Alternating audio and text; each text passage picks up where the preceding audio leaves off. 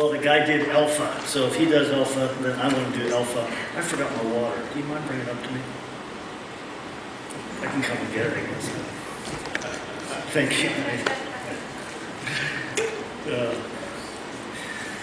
Well, this is the last in our series of messages on faith called 6 Steps to a Stronger Faith. And our basic premise has been that there is a pattern as to how God works in our lives.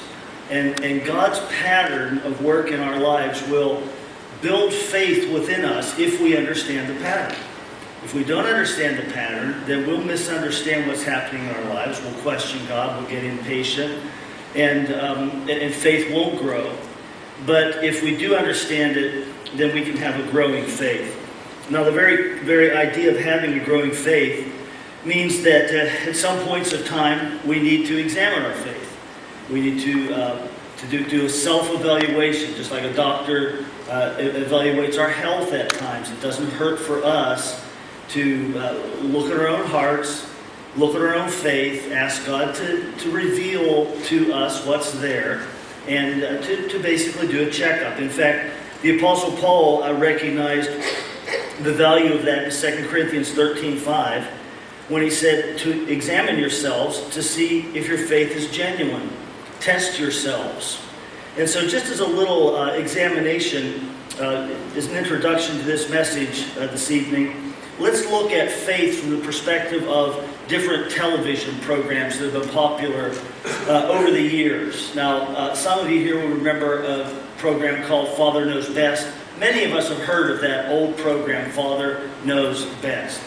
Now, a Father Knows Best type of faith is the type of faith that I have because my parents had faith. And I go to church, I call myself a Christian because my parents were Christians. But I've never really apprehended it personally myself.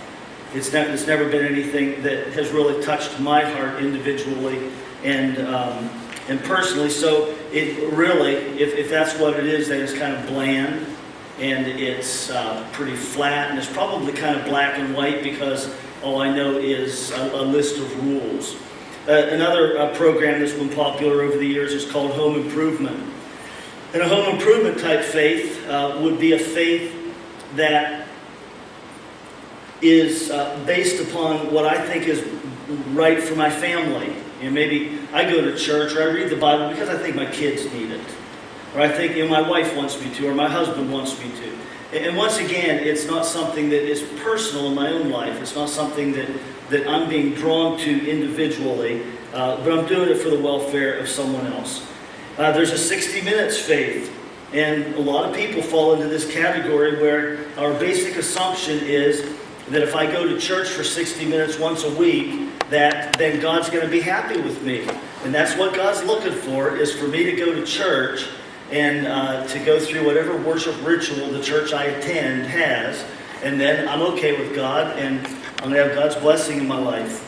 A Happy Days faith, if you remember the old program, Happy Days, faith is good as long as life is good. But when things start to go wrong, then I start to question God and wonder what's going on.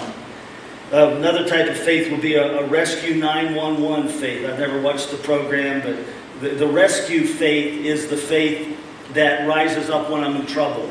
Or at least I want it to rise up when I'm in trouble. And I have hardships and troubles, and so I run to God and ask Him for help at that time. And then, do you remember the old sitcom called Cheers? The introductory song says, sometimes you want to go where everybody knows your name. Or maybe Friends, another sitcom, just relationship. I might be involved in religion because that's where my friends are, or I want to find friends, and I just want to stay connected friendship-wise. And while some of these are not bad in and of themselves, if that's all there is, then I think we all have to admit that none of these types of faith standing on their own are what they need to be. They're not what God wants them to be. They're not what God created us for. Because real faith begins with a stirring in our hearts to know God and a desire to be in relationship with our Creator.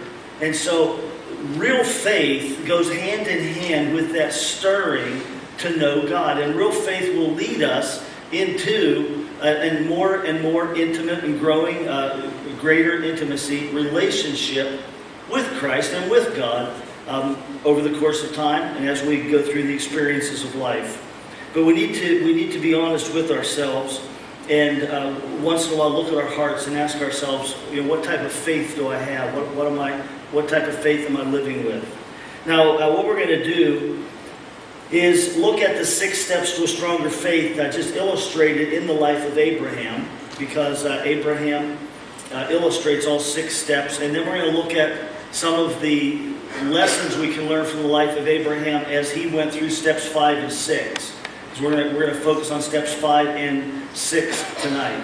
So Abraham was the father of the Jewish nation.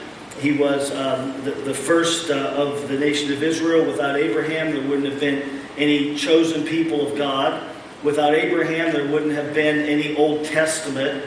Without Abraham, there wouldn't have been a nation to usher in the Messiah. The Jewish nation wouldn't have existed.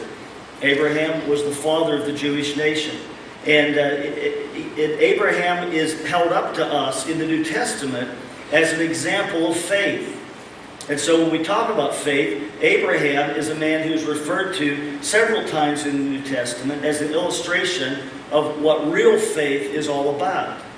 But Abraham's faith grew. And Abraham went through all of these steps of growing faith that we've been talking about for the last several weeks.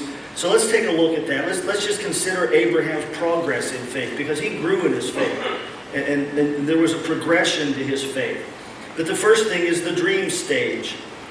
Abraham was 75 years old when God gave him the dream that he was going to be the father of a great nation.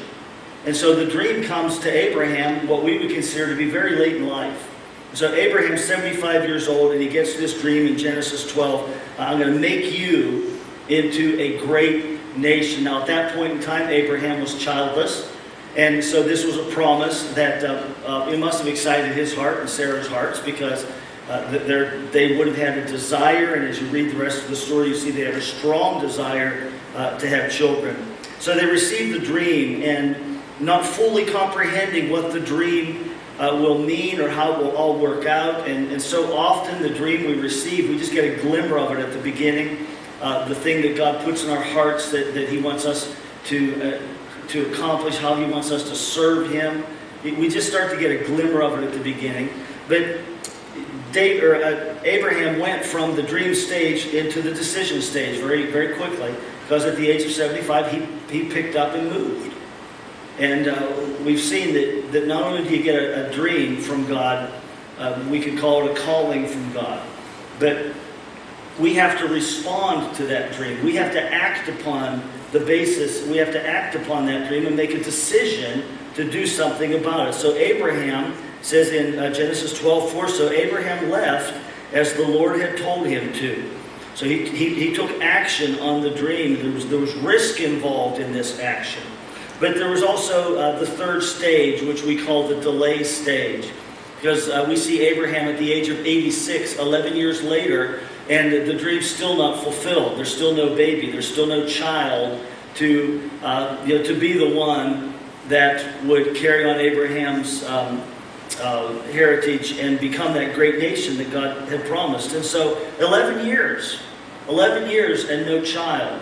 Now 11 years is long for anybody. But when you're 75 years old and you get a promise about being a father, 11 years is an eternity. And so there's this long delay that they go through, 86 years old, and Sarah still has not had children. Now, they move from that into the difficulty stage. At the age of 99, in Genesis 17:18, we read that Abraham is now 99 years old, and he's looking at the whole situation, and he's saying it's impossible. How can a son be born to a man my age? So at the age of 99, however, what God did was to elaborate on Abraham's promise. And he changed his name from Abram, which means father, to Abraham, which means father of a nation or father of many people. And so at this age, at 99, the dream hasn't yet been realized, but it is actually